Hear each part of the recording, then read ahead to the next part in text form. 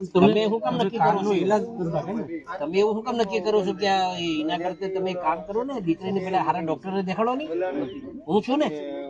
તમે સમજો છો વાત ને તો ભગવાન કરે છે એને સારું થઈ જાય બેરા મૂંગાના ઓલામાં થોડી બેઠાડાય પછી આપણે આમાં જ બેઠાડાય ને એક સારા ડોક્ટરને દેખાડી દઈએ ને પછી એ ચિંતા નહીં કરો અમે છીએ એ કક બધું કરવાનો છે ને અમે પાછું જીવનમાં. બાકી સમજ્યા?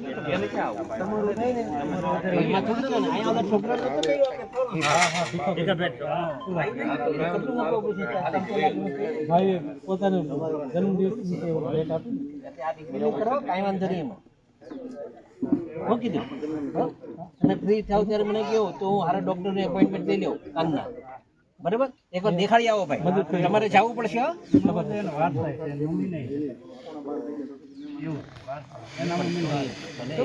મમ્મીને હશે ત્યારે એના મમ્મીએ કઈ ઈલાજ કઈ કર્યો હોય અને એમને પછી રહી ગયું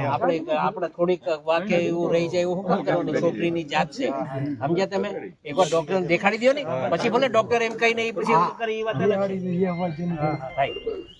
હું લઈ લઉં છું એક એપોઇન્ટમેન્ટ હો ને ભાઈ અને જઈ આવજો બીજી કઈ ચિંતા તમારે નહીં કરવાની થઈ જાય સારું બરાબર રેડી ને તમે ભાઈ નંબર કોણ